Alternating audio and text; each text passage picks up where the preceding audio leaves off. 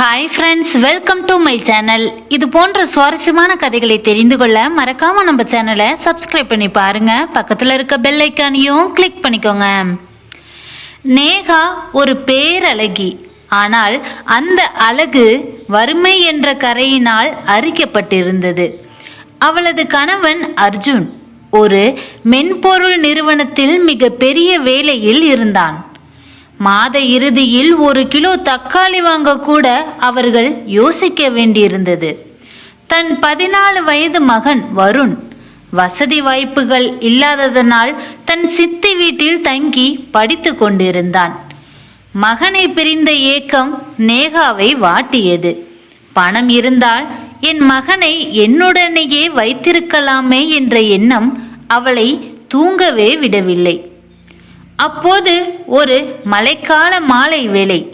நேகாவின் வீட்டு வாசலில் ஒரு கருப்பு நிற ஆடி கார் நின்று அதிலிருந்து இறங்கிய தீனதலையாளன் தன் பேரன் பிரேமை அறிமுகப்படுத்தினான்.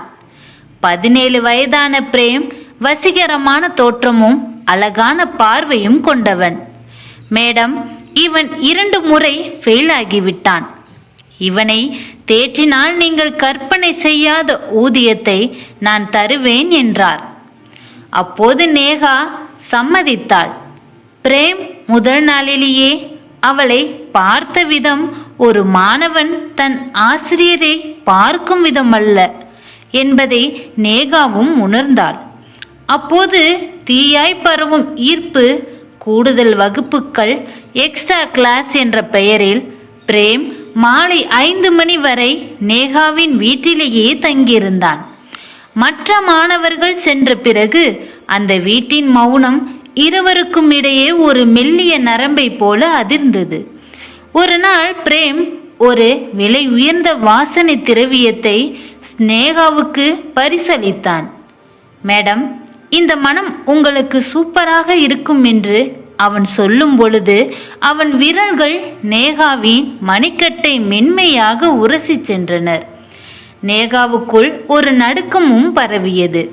ஆனால் அந்த பரிசின் மதிப்பு அவளை மௌனமாக்கியது. ரகசிய ஒப்பந்தம். பிரேம் மெல்ல மெல்ல நேகாவின் பலவீனங்களை பயன்படுத்தி கொண்டான். மேடம், அர்ஜுன் சார் மாதம் சம்பாதிப்பதை நான் ஒரே நாளில் உங்களுக்கு தருவேன். எனக்கு பாடம் மட்டும் வேண்டாம், உங்கள் அன்பு மட்டும் வேண்டும் என்றான். வறுமையால் சோர்ந்து போயிருந்த நேகா அந்த வலையில் விழுந்தாள். பிரேம் அவளுக்கு பட்டு சேலைகளையும் வைர தோடுகளையும் ரகசியமாக வாங்கி கொடுத்தான். அர்ஜுன் இல்லாத நேரங்களில் அந்த வீட்டு அவர்களின் ரகசிய காதலின் கூடாரமாக மாறியது. பிரேம் அடிக்கடி ஒரு நீல நிற மாத்திரையை சாப்பிடுவான். அது அவனை ஒருவித வெறியில் வைத்திருந்தது. சந்தேகத்தின் நிழல் அர்ஜுனின் ஒரு நாள் வீட்டிற்குள் வரும்பொழுது ஹாலில் பிரேம் நேகாவின் தோளில் கையை வைத்திருப்பதை பார்த்தான்.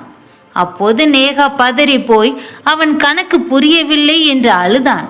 நான் ஆறுதல் சொன்னேன் என்று பொய்யையும் சொன்னாள். அர்ஜுன் நம்பிவிட்டார்.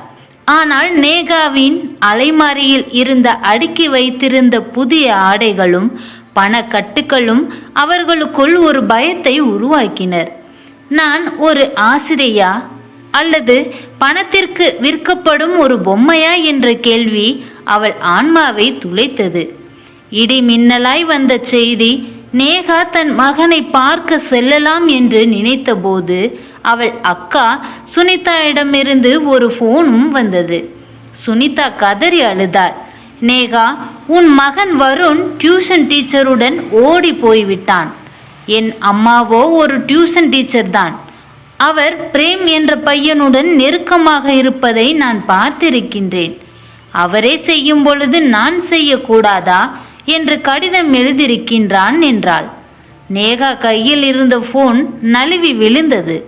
தான் செய்த ரகசிய பாவம் தன் மகனையே பாதித்து விட்டதை உணர்ந்த அவள் நிலைக்கு அவளும் நிலை குலைந்தாள்.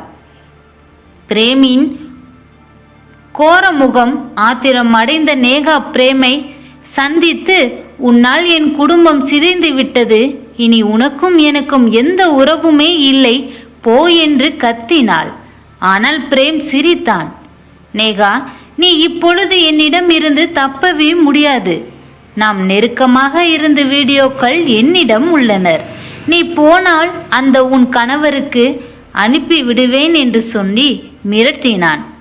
மேலும் அவன் சாப்பிடும் மாத்திரைகள் ஒரு பெரிய போதை மருந்து கும்பலுடையது என்பதும் பிரேம் ஒரு ஏஜெண்டாக செயல்படுவதும் நேகாவுக்கு அப்போதுதான் தெரிந்தது.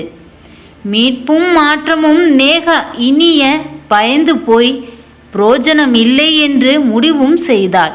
அர்ஜுனிடம் அழுது கொண்டே உண்மைகளையும் ஒப்புக்கொண்டாள். அர்ஜுன் முதலில் அதிர்ந்தாலும் தன் மனைவியை காப்பாற்ற முன்வந்தார். இருவரும் சேர்ந்து ரகசியமாக போலீஸை அணுகினார்கள். பிரேம் மற்றும் அந்த போதை மருத்துவ கும்பலையும் ஒரு பொறி வைத்து பிடித்தார்கள். பிரேம் கைது செய்யப்பட்டான். நேகா தன் மகளை தேடிச் சென்று அழுது மன்னிப்பும் கேட்டாள். மீண்டும் பணம் அழகான வாழ்க்கையை தரலாம், ஆனால் ஒழுக்கம் மட்டுமே கௌரவமான வாழ்க்கையை தரும் என்பதை நேகா தன் மகனுக்கும் மாணவர்களுக்கும் போதிக்கும் ஒரு புதிய ஆசிரியராக மாறினாள். இந்த கதை உங்களுக்கு பிடிச்சிருந்துச்சு அப்படின்னா லைக் அண்ட் ஷேர் பண்ணுங்க. கீழே இருக்க கமெண்ட் பாக்ஸில் உங்களுடைய கருத்துக்களை பதிவிடுங்க. நன்றி.